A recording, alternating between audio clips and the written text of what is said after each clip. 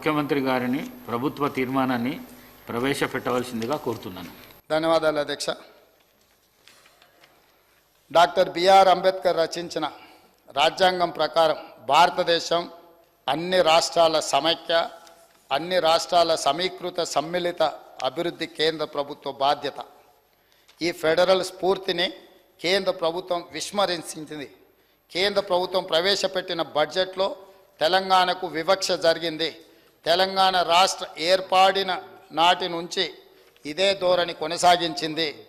ఆంధ్రప్రదేశ్ పునర్వ్యవస్థీకరణ చట్టం ప్రకారం 2 రాష్ట్రాల సుస్థిర అభివృద్ధి కోసం కేంద్ర ప్రభుత్వం అవసరమైన అన్ని చర్యలు చేపట్టాలి. కానీ విభజన చట్టంలో పొందుపరిచిన హామీలను అమలు చేయటంలో కేంద్ర ప్రభుత్వం విఫలమైంది. పార్లమెంటులో చేసిన విభజన చట్టంలో పొందుపరిచిన హామీలు ఇప్పటికీ అమలు కాకపోవటం తెలంగాణ ప్రగతిపై తీవ్రమైన ప్రభావం చూపింది. తెలంగాణ ప్రజాప్రభుత్వం ఏర్పడిన తర్వాత ముఖ్యమంత్రిగా నేను మరియు రాష్ట్ర మంత్రులు పలు దఫాలుగా ప్రధానమంత్రిని, ఇతర కేంద్ర మంత్రులను కలిసి వివిధ విజ్ఞప్తులు చేశాము. రాష్ట్రానికి సంబంధించిన వివిధ ప్రాజెక్టులకు ఆర్థిక సాయం కోరడంతో పాటు చట్ట ప్రకారం రావాల్సిన నిధులు అపరిష్కృతంగా ఉన్న అంశాలపై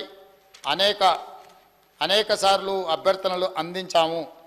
కానీ కేంద్ర ప్రభుత్వం వీటిని పట్టించుకోకుండా కేంద్ర బడ్జెట్లో తెలంగాణ పట్ల పూర్తి వివక్ష చూపించింది. అందుకే తెలంగాణ రాష్ట్ర పట్ల కేంద్రం అనుసరించిన తీరుపై ఈ సభ తీవ్ర అసంతృప్తిని, నిరసనను తెలియజేస్తున్నది. ప్రస్తుతం కొనసాగుతున్న బడ్జెట్ చర్చల్లోనే కేంద్ర బడ్జెట్కు సవరణలు చేసి తెలంగాణ రాష్ట్రానికి న్యాయం జరిగేట్టు తగిన చర్యలు తీసుకోవాలని ఈ సభ, ఈ ప్రభుత్వం డిమాండ్ చేస్తుంది. ఈ తీర్మానాన్ని సభ్యులందరూ పార్టీలకు అతీతంగా చప్పట్ల ద్వారా మీరందరూ ఆమోదం తెలపండి.